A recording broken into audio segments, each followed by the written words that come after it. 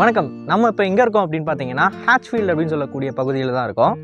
இங்கேருந்து லண்டனை நோக்கி நம்மளோட பயணத்தை பண்ண போகிறோம். அதுதான் இந்த வீடியோவை நீங்கள் பார்க்க போகிறீங்க.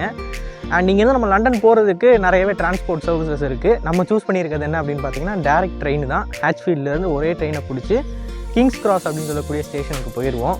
இப்போ அந்த ஸ்டேஷனுக்கு போயிட்டு அங்கேருந்து நம்ம எங்கே போகிறோம் அப்படின்னா பிக் பென் கடிகாரம், நம்மளால் நிறைய பேருக்கு தெரியும், ரொம்ப ஃபேமஸான ஒரு ஸ்பாட்டு. அங்கே தான் போகிறோம்.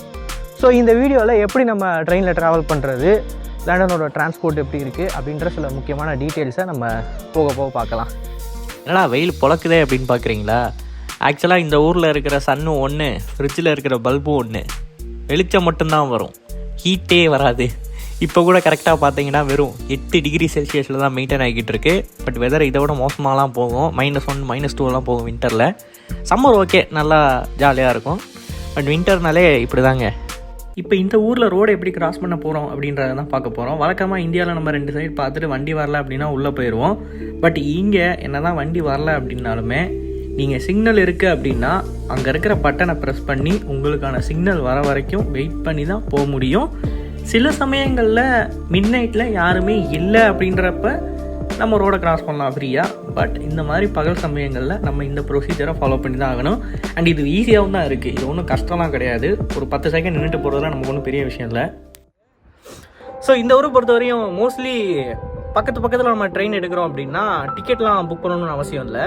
நம்ம டிக்கெட் எடுக்கணும் கூட அவசியம் இல்லை. நம்மக்கிட்ட நம்மளோட ஏடிஎம் கார்டு இருந்தால் போதும். அதை நம்ம கேட்டில் டேப் பண்ணுவோம் இல்லையா, டேப் பண்ணிவிட்டு வெளியே போயிட்டு, அதாவது நம்ம எங்கே இறங்குறோமோ எக்ஸிட் ஆகுறோமோ அந்த கேட்லேயும் இதே மாதிரி டேப் பண்ணணும். இப்போ ஃபார் எக்ஸாம்பிள் நம்ம இங்கே ஹேட்ஃபீல்ட்லேருந்து கிங்ஸ் கிராஸுக்கு போகிறோம். ஸோ கிங்ஸ் கிராஸ்லாம் இதே மாதிரி ஒரு கேட் இருக்கும். அங்கே நம்ம டேப் பண்ணிட்டோம் அப்படின்னா நம்ம எவ்வளோ தூரம் ட்ராவல் பண்ணியிருக்கோமோ அதுக்கேற்ற மாதிரி அவங்க நம்ம பேங்க் அக்கௌண்ட்லேருந்து சார்ஜஸ் எடுத்துக்குவாங்க. ஸோ டிக்கெட் எடுக்கணும்னு அவசியம் இல்லை மோஸ்ட்லி. பட் ரொம்ப லாங்காக ட்ராவல் பண்ணுறோம் அப்படின்றப்ப மட்டும் நம்ம டிக்கெட் புக் பண்ணால் போதும். அண்டு வரப்போ நான் எவ்வளோ புக் பண்ணேன் அப்படின்னு பார்த்தீங்கன்னா 10 பவுண்டுக்கு புக் பண்ணேன்.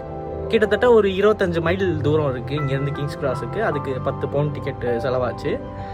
இது எவ்வளோ ஆகும்னு தெரியல இப்போதைக்கு எங்களுக்கு. ஏன்னா டிக்கெட்டுக்கான காஸ்ட்டை உங்களுக்கு இமீடியட்டாக எடுக்க மாட்டாங்க, நாளைக்கு தான் எடுப்பாங்க. இன்றைக்கி நம்ம ட்ராவல் பண்ணுறோம் அப்படின்னா ஸோ நாளைக்கு தான் நம்மளோட அக்கௌண்ட்லேருந்து காசு எடுப்பாங்க. அப்போ தான் நமக்கு தெரியும்.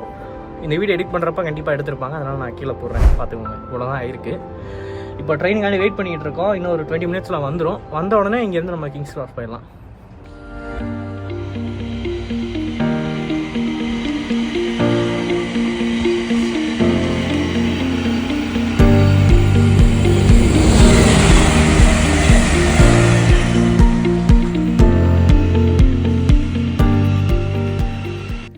இன்றைக்கி நம்ம ட்ராவல் பண்ண போகிற இந்த ட்ரெயின் சர்வீஸை ப்ரொவைட் பண்ணுறது யார் அப்படின்னு பார்த்தீங்கன்னா நார்தர்ன் ரயில்வேஸ்.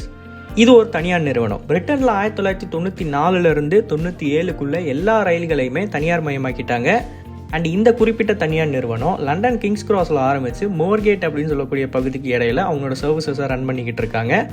நம்ம ஏறக்கூடிய ஹேட்ஃபீல்ட்லேருந்து சரியாக 4 ஸ்டாப் தள்ளி தான் லண்டன் கிங்ஸ் கிராஸ். இந்த ட்ரெயினோட ஸ்பீடு மேக்ஸிமம் 70 மைல் அப்படின்ற வேகத்தில் ட்ராவல் பண்ணுது. என்னதான் இது ஒரு ரீஜனல் டிரான்ஸ்போர்ட்டாக இருந்தாலும். அண்ட் ஸ்பீடை தாண்டி இந்த ட்ரெயினில் வைஃபைமே இருக்குது. டிக்கெட் வாங்கின எல்லாராலையும் அதை பயன்படுத்த முடியும்.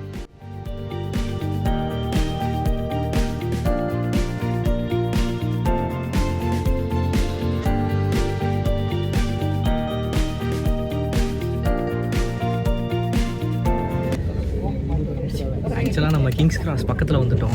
இங்கே வந்து ரொம்ப சத்தமாக பேச முடியல, ஏன்னா வந்து எல்லோரும் குவைட்டாகவே இருக்கானுங்க.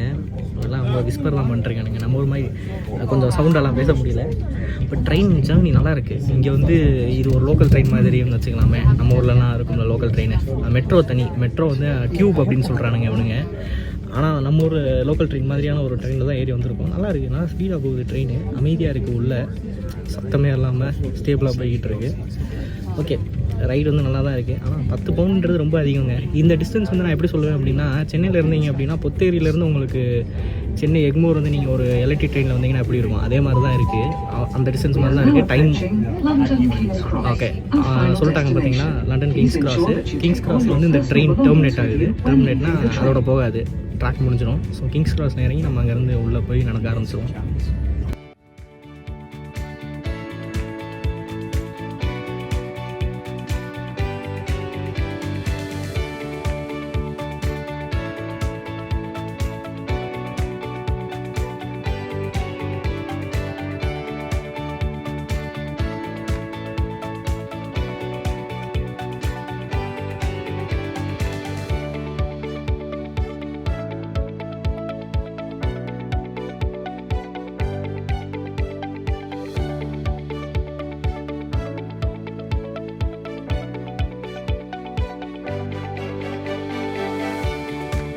இப்போ நான் வீடியோ ஆரம்பத்திலே சொல்லியிருப்பேன் இல்லையா, நம்ம டிக்கெட் எடுக்க மாட்டோம், அதுக்கு பதிலாக நம்ம ஏறுற இடத்துல ஒரு தடவை டேப் பண்ணுவோம், இறங்குற இடத்துல ஒரு தடவை டேப் பண்ணுவோம் அப்படின்னு சொல்லி.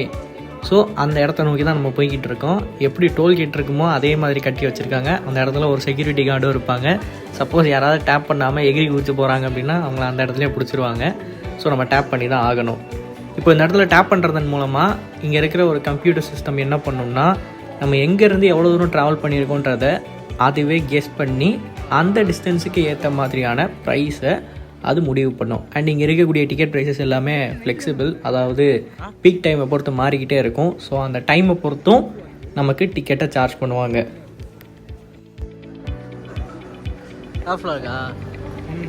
ஆனால் ஃபஸ்ட் டைம் இங்கே இப்போ தான் வரேன். கிங்ஸ் கிராஸ் இப்போ தான் வரையா? சரிடா, இங்கேருந்தே நம்ம நடக்கணும். எங்கே போகிறோம் அதை முடிச்சு. இப்போ இங்கேருந்து பிக் பென் போகிறோம்.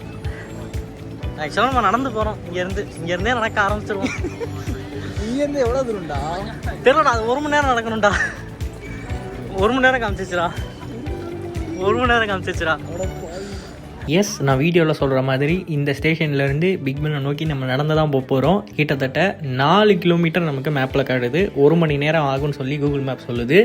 ஏன் நம்ம நடந்து போகிறோம் அப்படின்னா, அப்போ தான் நம்ம நிறைய இடங்களை எக்ஸ்ப்ளோர் பண்ண முடியும், சிட்டி எப்படி இருக்குன்னு சொல்லி பார்க்க முடியும். அண்டர் கிரவுண்ட்லேயே போனோம் அப்படின்னா அது நல்லா இருக்காது. அதனால தான் நடந்து போகலாம் அப்படின்னு சொல்லி நாங்கள் முடிவு பண்ணுறோம். அண்ட் போகிற வழியில் என்னென்ன எப்படி இருக்குன்னு சொல்லி அப்படியே உங்களுக்கும் காமிச்ச மாதிரி இருக்கும். நான் மதுரையிலேருந்தே 35,000 தான்டா செலவு பண்ணியிருக்கேன். இங்கே இருந்து அங்கே வர்றதுக்கு 35,000 டாக்ஸி தான். அப்படி இல்லைடா.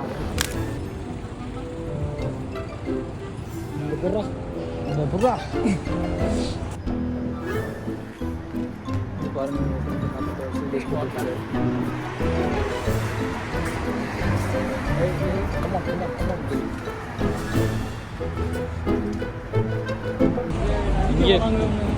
கொஞ்ச நாளைக்கு முன்னாடி இங்கே பெரிய கலவரமாக நடந்துகிட்டு இருந்துச்சு.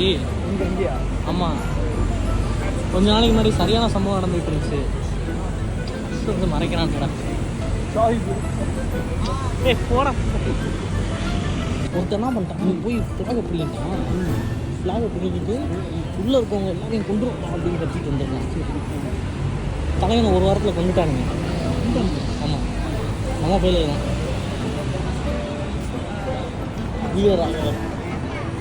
உள்ளே போய்ட்டு படத்தில் கட்டுறதுலாம் நெஜண்டா இருப்பாளு. சும்மா இருக்கிறதாங்க, சும்மா இப்போ நம்ம பையன் தான். என்ன பிரைம் மினிஸ்டர் ஆனதுல நம்ம கண்டுக்கிறதே இல்லை. என்ன ஃபோன் பண்ணுறதுல எதுவும் பண்ணுறது.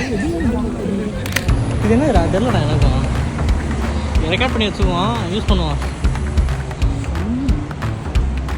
இதை பற்றி படிச்சுட்டு அப்புறமா பேசுவோம். பை இது என்ன அப்படின்னு சொல்லி இப்போ வரைக்குமே எனக்கு தெரியல. ஸோ இந்த பகுதியில் யாராவது இருந்தீங்க அப்படின்னா கமெண்ட் செக்ஷனில் கமெண்ட் பண்ணுங்கள் இது என்னென்னு. நான் முடிஞ்ச பின் பண்ணி வைக்கிறேன்.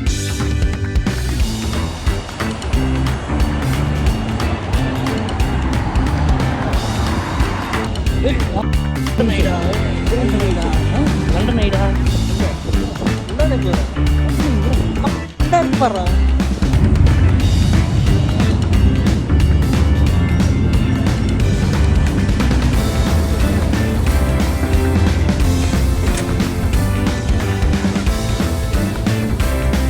அப்போ நியூபோர் போட்டு ட்ராவல் பண்ணியிருக்கேன். இல்லை 10 பவுண்டாண்டா. 10 நம்ம அப்புறம் ஊபரில் ட்ராவல் பண்ணிட்டு அப்புறம் வீட்டுக்கு நடந்து போகணும்.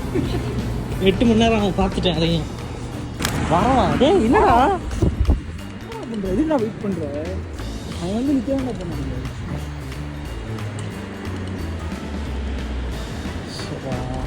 சைக்கிள் இல்லைண்ணா. இவ்வளோ தான் ஓட்டுறானுங்க சைக்கிளை. என்னதுடா லொகேஷன் நல்லா இருக்குப்பா. இப்போ நம்ம அந்த கிங்ஸ் கிராஸ் ஸ்டேஷன்லேருந்து கிட்டத்தட்ட 3 மைலுங்க நடந்து கிட்டத்தட்ட வந்துட்டோம். இங்கேருந்து பார்த்தா தெரியுது, பிக் பென் தெரியுது. ஐ திங்க் இங்கேருந்து இன்னொரு 0.7 மைல்ஸ் இருக்குதுன்னு நினைக்கிறேன். கொஞ்ச நேரம் உட்காந்துட்டு போமா. ஆக்சுவலாக இங்கே வியூ பார்த்தீங்க, செம்மையாக இருக்குது. பாலே சொல்கிறான், லண்டனை பற்றி உன்னோட கருத்து என்ன?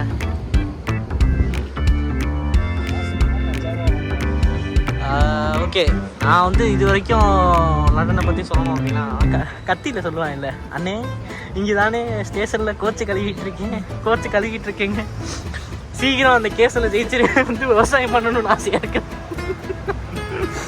அந்த மாதிரி தான்டா இருக்கு என் நிலைமை. இங்கேருந்து பார்த்தோம் அப்படின்னா தூரத்தில் கொடி அசைஞ்சிக்கிட்டு இருக்கா, அதுதான் பிக் பென். அங்கே தான் போகிறோம். ஏற்கனவே 3 மைல் நடந்து வந்தாச்சு. இதே என்னாலும் லண்டன் இப்படி இருந்தாலும் ஸ்காட்லாண்டில் கவர் பண்ணுறோம், லண்டனை கவர் பண்ணுறோம். எதுடா அடே ஃப்ளைட்டு போகிறது, ஃப்ளைட்டெல்லாம் இதில் தெரியாதுடா. பேசுடா, பிரச்சனை இல்லை. ஆனால் வந்து ராங்காக பேசாதன்றேன். ஓகே, புரிஞ்சிருச்சு. நார்மலாக பேசுகிற மாதிரி பேசு. இதுவும் ரெக்கார்டாக இருக்குங்களா? இதுவும் ரெக்கார்ட் ஆகிருக்கும். இப்போ இதை நான் எப்படி யூஸ் பண்ணுறதுன்னு தெரியல. கடைசியில் இந்த ட்ரிப் இன்னைக்கு வந்ததே நீ போட மாட்டேன் போகிறேன். அதான் நான் கூச்சமே போட மாட்டேன், போட்டுருவேன். உனக்கு தான் யாருன்னு தெரியாதுல்ல.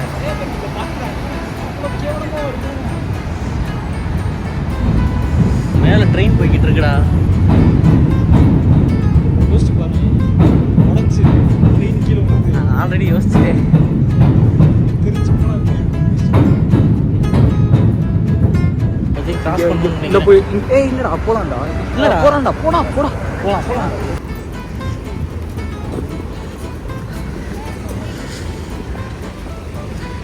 அதான் ஃபுட்டு. இது என்னதுடா? இதுக்குள்ளே போயிட்டு போனா வாடா. இது என்னதுடா? இங்கெல்லாம் கப்பீஸாக வந்து என்னடா பொண்ணு இருக்கு, ஏதாவது பொண்ணு கேட்க போகிறாங்க. சும்மாடா, ஏன்டா இப்படி? இது என்னன்னு தெரியலையேடா. கார்டன் மாதிரி இருக்கு, ஏதோ பேலஸ் மாதிரி இருக்கு. வந்தோமா? டேய் அங்கே தான் நான் உட்காந்த வாடா. அப்படியே உட்காந்துனா உட்காந்துட்டே இருப்பேன்டா வாடா. இதெல்லாம் முடிச்சுட்டு அது அந்த பழக்கம் போக மாட்டேங்குது பாரு. ஹெலிகாப்டர் மேலே ஒன்று பார்க்குறது அப்படி ஆன்னு வாய்த்தா. இந்த பழக்கம் போய் தர மாட்டேங்குதா? நீ எல்லாம் பார்க்கும்போது தான் எனக்கு விருப்பா இருக்கு. ரோடு போவானுங்களா, அடிச்சு கொண்டுலாம் போல இருக்கு எனக்கு. தயவுசெய்து கண்ணு நல்லா சுத்தாதீங்களா அப்படின்ற மாதிரி இருக்கு. இப்போ கொண்டுருவோமாடா இங்க?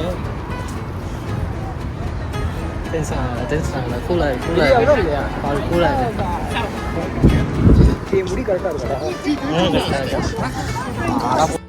கரெக்டாக இருக்குன்னு சொல்கிறா. அது மாதிரி அடம்பிக்கிட்டே இருக்கு. டேய் முடியே இல்லை மண்டையில். இது கரெக்டாக இருந்தா என்ன இல்லைன்னா என்ன? எனக்கு எவ்வளோ இருக்கு பாருடா. நானே கவலைப்படாமல் வந்துக்கிட்டு இருக்கேன். டேய் ஏன்டா இப்படி போற? டேய் இப்பெல்லாம் பண்ணாதுடா. நின்றுட்டாண்டா.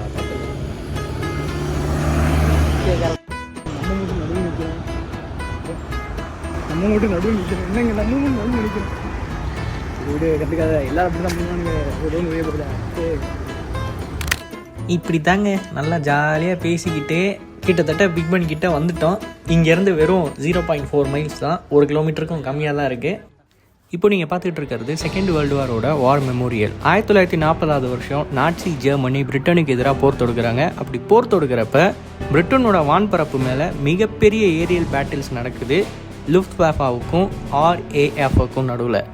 இந்த ராயல் ஏர்ஃபோர்ஸோட பைலட்ஸ் பல உயிர்களை தியாகம் பண்ணி இந்த பிரிட்டன் சொல்கிற நாட்டை காப்பாற்றிருக்காங்க. ஏன்னா ராயல் ஏர்ஃபோர்ஸ் மட்டும் வீழ்ந்துருச்சு அப்படின்னா அந்த டைமில் பிரிட்டனை கண்டிப்பாக நாட்சி ஜெர்மனி இன்வைட் பண்ணியிருப்பாங்க. ஏன்னா நியூமரிக்கலி சுப்பீரியரான ஒரு மிலிட்டரியை வச்சுருந்தது தான் நாட்சி ஜெர்மனி. ஸோ அப்போது இருந்த இந்த ராயல் ஏர்ஃபோர்ஸ் பைலட்ஸோட வீரத்தையும் தியாகத்தையும் கருத்தில் கொண்டு தான் இந்த மான்யூமெண்ட்டை கட்டியிருக்காங்க. இந்த மான்யூமெண்ட்டுக்கு பின்னாடி போய் பார்த்தீங்க அப்படின்னா ஃபயர் ஃபைட்டர்ஸும் இருப்பாங்க, சிவிலியன்ஸும் இருப்பாங்க. ஏன் அவங்கள மென்ஷன் பண்ணியிருக்காங்கன்னு பார்த்தீங்கன்னா அந்த டைம் ஜெர்மனி என்ன தான் பிரிட்டன் மேலே கடுமையான பாம்ஸை போட்டாலும் அந்த பாம்ஸ்லேருந்து ஏற்பட்ட ஃபயர்ஸை போராடி அது எல்லாத்தையுமே அணைச்சி இங்கே இருக்கிற மக்கள் எல்லாரும் போருக்கு அவங்களோட எஃபர்ட்டை கொடுக்கறதுக்காண்டி ப்ரொடெக்ஷன்லேயும் சரி அதுக்கு தேவையான நிதிகளையும் சரி கொடுத்துக்கிட்டு இருந்தாங்க. ஸோ இது ஒரு கம்பைன்டு எஃபர்ட். பிரிட்டனோட எல்லா சிவிலியன்ஸும் ஒன்றா சேர்ந்து இந்த ரெசிஸ்டன்ஸை ஃபார்ம் பண்ணியிருக்காங்க. ஸோ எல்லாரையும் கௌரவிக்கிற மாதிரி இந்த ஒரு மான்யூமெண்ட்டை இவங்க கட்டி வச்சுருக்காங்க.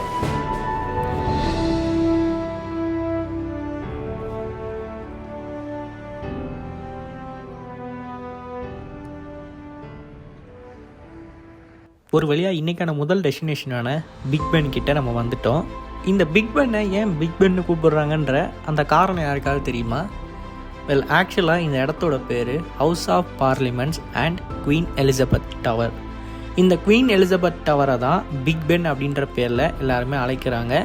இந்த பேர் வந்ததுக்கான முக்கியமான காரணமே இந்த டவரில் இருக்கிற அந்த பெல்லு தான். அந்த பெல்லோட இடம் மட்டுமே கிட்டத்தட்ட 13 டன்.